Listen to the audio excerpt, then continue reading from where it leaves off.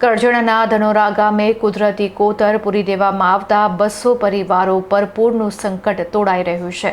Notice આપવા છતાં પણ દબાણો અહીં યથાવત જોવા મળી રહ્યા છે।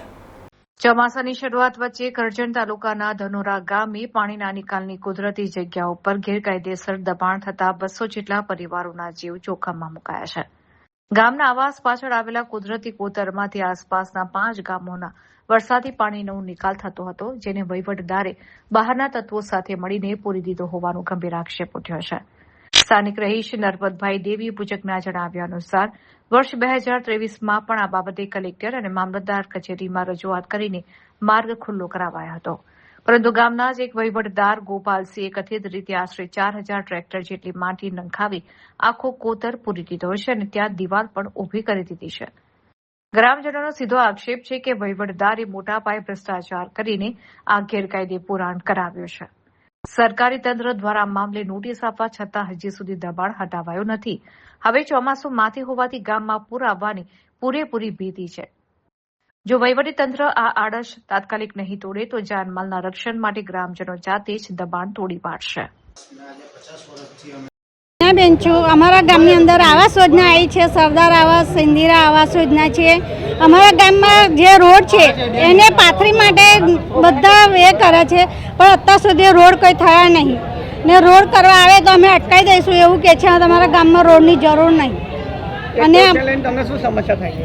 એ રોડને લઈને અમારે પાણી ભરાઈ જાય છે, ઘરની અંદર ઠેઠ પાણી આવી જાય છે ઠેઠ સુધી, તો એ રોડ નહીં થવા દઈએ એવું કે છે। જ્યાં સુધી મારો નિકાલ નહીં આવે ત્યાં સુધી અમે રોડ થવા દઈએ નહીં।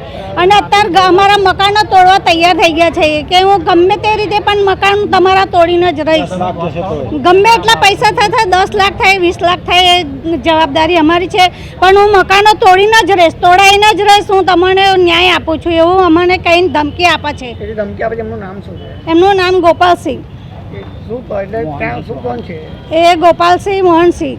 એમની કોઈ સત્તા નથી? એમની કોઈ સત્તા નથી। જ્યારે એમનું કોઈ એ નહોતું ત્યાં સુધી એ અમને હેરાન કર્યા કરે છે। અત્યારે ચૂંટણી અદાવતથી અમને હેરાન કરે છે। જ્યારે નવા સરપંચ આવ્યા છે તે નવા સરપંચ પણ અમારા ગામમાં જોવા આવતા નહીં, જોવા આવે તો ના પાડે છે કે અમારા ગામમાં કોઈ સુવિધા લેવાની નથી। કોને રજૂઆત કરી? આજે અહીં અમે કલેક્ટર સાહેબને રજૂઆત કરી છે। હું કરજણ તાલુકા ધનોરા ગામનો નાગરિક છું, દેવી પૂજક નરપતભાઈ।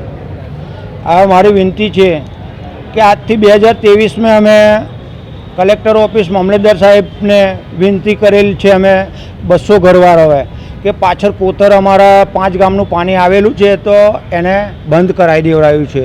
તો ગામ બહારનો નાગરિક આવીને ગામનો નાગરિકે જ્યારે બહાર નાગરિકને સાથ હાલે તો ગામવાળાને મારવાના જાનહાનિના ધંધા કર્યા છે।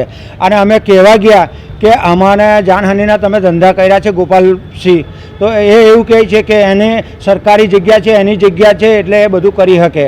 તો અમારે એવી વિનંતી છે કે 4000 ટરબા માટી પૂરણ કરાવડાયું, પછી એ કોતર અમારું જે છે ઘરોની પાછળ સરદાર આવાસ, ઇન્દિરા આવાસ પાછળ, તો એને બંધ કરાવી દીધું છે। તો એ અમે ચાલ્યા હતા તો અમારે હકમે નોટિસ આવી છે કે ભાઈ તોડાવવાની, તો અત્યાર સુધીને એ તોડાયું નથી। હવે એ ગોપાલસિંહે એની પાસેથી લોચ લીધી હોય કે ગમે તે કર્યું હોય, પણ ગોપાલસિંહ બી તે વખતે બોરીમાં નહોતા, વહીવટદાર હતા, કોઈ સરપંચ કે કોઈ તલાટીના એને અંદર મેં નહોતું, તો એમને અમને મારી નાખવાના ધંધા કર્યા છે 200 ઘરને।